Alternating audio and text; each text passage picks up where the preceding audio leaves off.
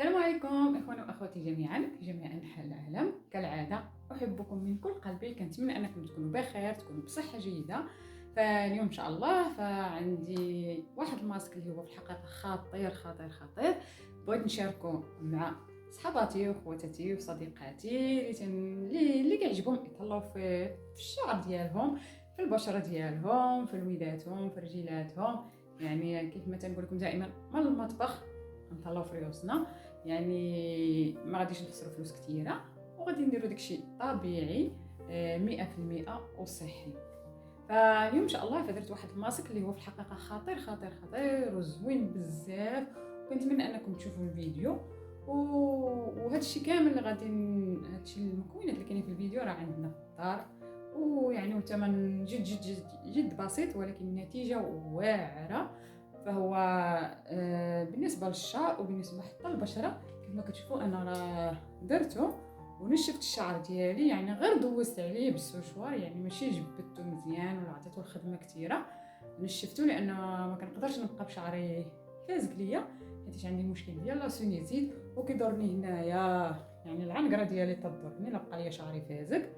كما كتشوفوا النتيجه، يعني هذا راه غير ندوز عليه غير هكا، يعني ماشي منشاف، شي تنشاف واعر وداكشي. وراكم عارفين لي ماش راه يعني راه واخا هكاك راه كيكرفسوا الشعر هما زوينين في الشكل، ولكن كتعاولي على ان الشعر عندك راه كيتكرفس. خاصك دائما تطلعي فيه دائما، يعني الزيوت ماسكات. وهذا الماسك اللي غنشارك معكم اليوم ان شاء الله فهو كيلاق للشعر المصبوغ، يعني الشعر المتضرر بالسوشوار بالبلاك بزاف الحوايج، وحتى الشعر الطبيعي يعني بدون صباغه، بدون يعني ديري ليه حتى شي حاجه، يعني شعر طبيعي. فهو خطير، كنتمنى انكم تجربوه. فكما كتشوفوا هانتوما، يعني هذا راه غير تسريحه خفيفه دوزت عليه هادشي ما كان. فكنتمنى خوتي خواتاتي تبعوا الفيديو حتى النهايه، وكنقول لكم شكرا على كل كلمه. يلا ما تمشيو فين، خليكم معايا. فبالنسبه هنايا فعندي كأس ديال بذور الكتان. فكما كتعرفوا فبذور الكتان فهي عندها فوائد كثيره بزاف، لا بالنسبه للشعر ولا بالنسبه حتى للبشره. انا عبرت بكاس ديال العنبه، وبالنسبه للكميه فكيبقى كل واحد وعلى حسب الكميه طول الشعر ديالو. غادي نضيف 2 كيسان تاع الماء اللي تيكون بارد. دائما كنعبر بكاس ديال العنبه. بالنسبه للنار فخاصها تكون نار مهيله، فنبقاو نحركوا فيها، يعني نحركوا فيها حتى كنحصلوا على واحد الخليط اللي كيكون هويا تكون كيبان لك غادي وكيتقال. ضروري ما تبقاو تحركوا، ما تغفلوش عليها نهائيا كما كتشوفوا. فكيف ما كتشوفوا مع التحراك المتواصل فكنحصل على هذا الجيل، هو الهدف ديالي. هانتوما كتشوفوا. فدابا غادي نطفي عليها وغادي نخليها واحد شويه تبرد ليا لانها سخونه.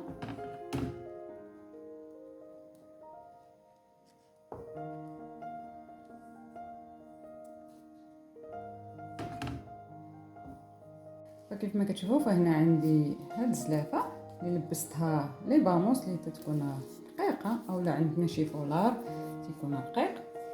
غادي ندوزها، غادي نخويها فيها، فخليتها حتى بردت شويه لانها سخونه كما كتشوفوا.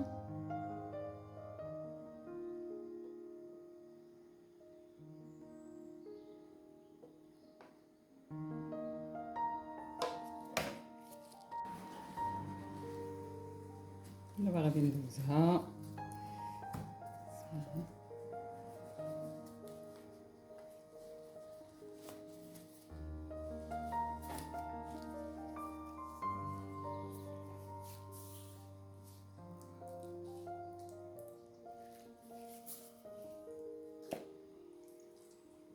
كما كتشوفوا هذا هو اللي عندنا فيه الغرض، الجل ديال بودرة الكتان.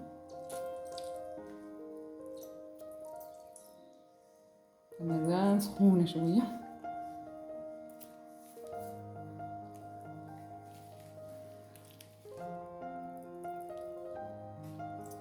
غادي نبقى معاه حتى غادي نكملها ونرجع معكم. فحصلت على هاد الجيل، وهنايا عندي بنانه اللي ضروري كتكون طايبه كيف ما كتشوفوا، فهي غادي نضيفها.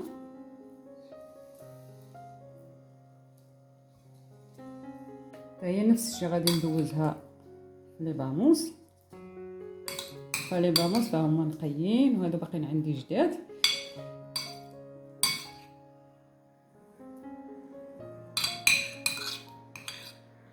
علاش غادي ندوزها في لي باموس؟ ممكن اننا حتى هي مطحنه، ولكن انا غندوزها في لي باموس باش ما يبقاوش عندنا دوك الحبيبات ديال البنان. ملي نغسلوا الشعر ديالنا يجينا ساهل، ما يبقاوش لاصقين لينا في الشعر ديالنا. ممكن انكم تطحنوها. هي نفس الشيء غادي نخرج كاع داك البنان.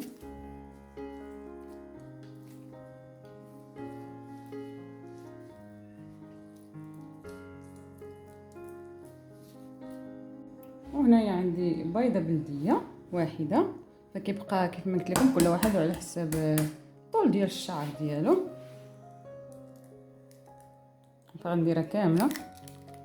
فرط البيض حتى هو عنده منافع، لا بالنسبه للشعر ولا بالنسبه يعني البشره. ودابا غادي نخدمهم مزيان حتى ينسجموا ليا كاع المكونات.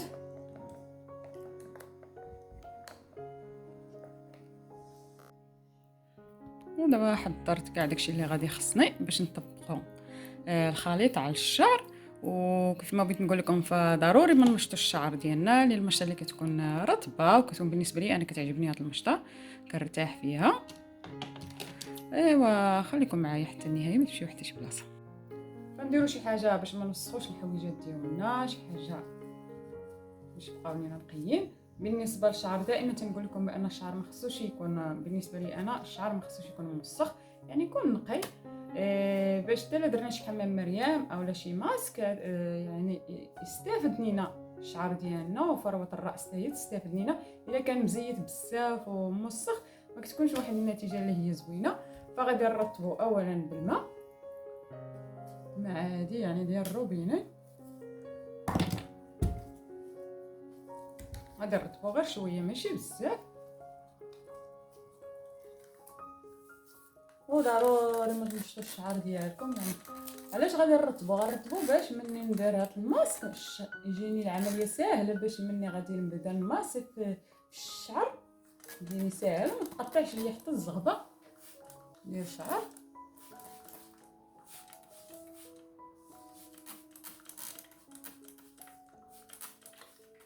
يعني غير ما غاديش بالنسبه ليا كل واحد عنده الطريقه ديالو كيفاش. فانا دائما كندير هذه الطريقه فاش كنكون باغا ندير شي ماسك الشعر ديالي.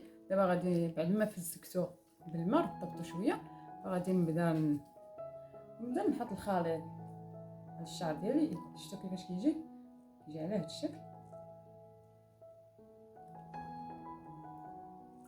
ودابا غادي نبدا في التطبيق. بسم الله.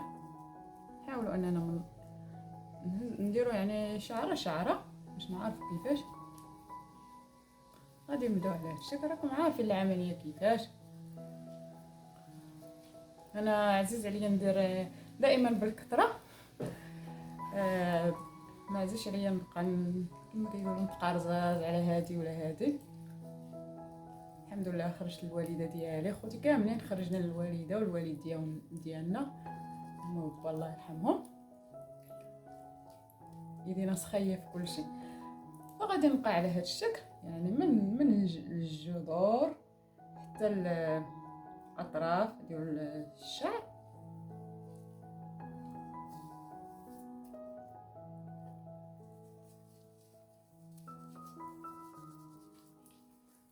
غنبقى على هذا الشكل حتى نكملو كامل.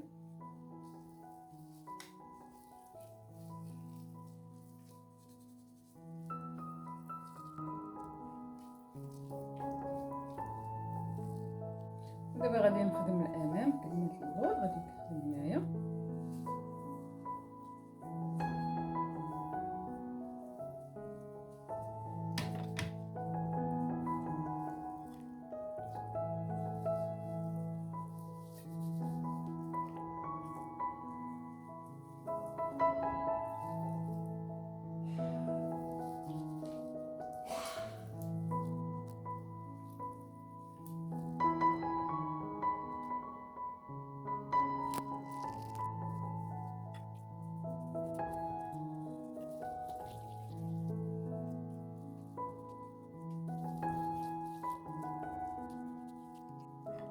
دابا كملت الشعر ديالي كامل، وداكشي اللي بقى عندي غادي نزيد من فوق.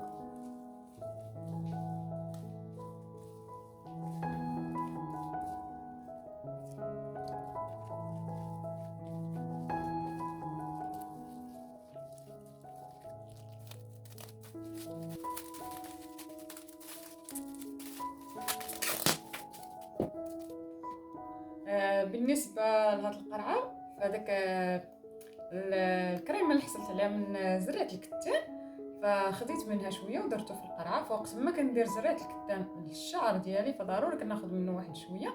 هذه راه ما فيها لا بيض لا بنان لا حتى شي حاجه، يعني كولاجين طبيعي 100% كما كتشوفوا.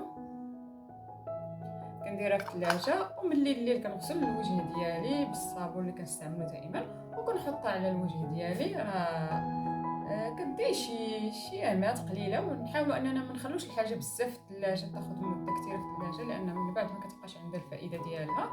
وبغيت نشارك معكم غير هذه ديال الكولاجين ديال زرعه الكتان، راه زوينه بزاف بزاف بزاف. جربوها، راه ما كاينش ما احسن من الحاجه الطبيعيه.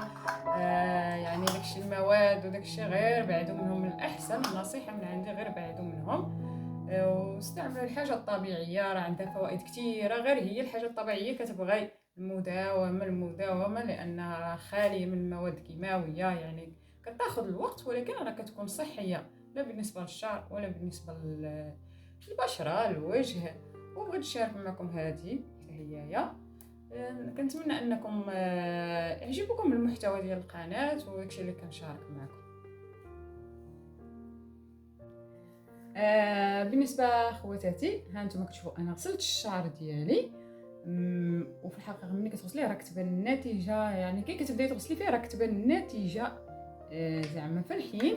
ولا درتي المداومه ثاني راه حاجه اخرى. وما تنساوش خواتاتي بانني انا شعر ديالي فايت مني دايره ليه ليماش، وليماش راكم عارفين ما كيحيدوش، يعني كياخذوا وقت كثير باش كيحيدوا.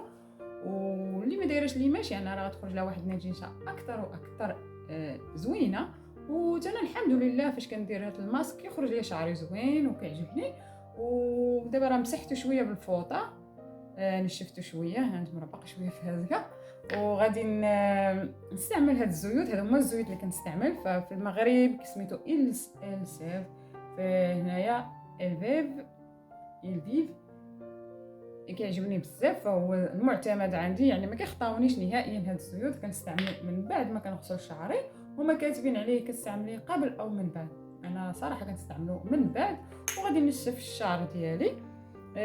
وهادشي اللي كاين. بالنسبه للاخوات اللي ما كينشفوش الشعر ديالهم بالسشوار، يستعملوا يعني يخلوا شعرهم ينشفوه شويه بالفوطه، ومن بعد يديروا الزيت المفضل اللي عندهم ويديروا باتشا. راكم عارفين باتشا معروفه، راه بزاف ديال الدول العربيه راه عارفين، راه ما كتخفى على حتى شي حد.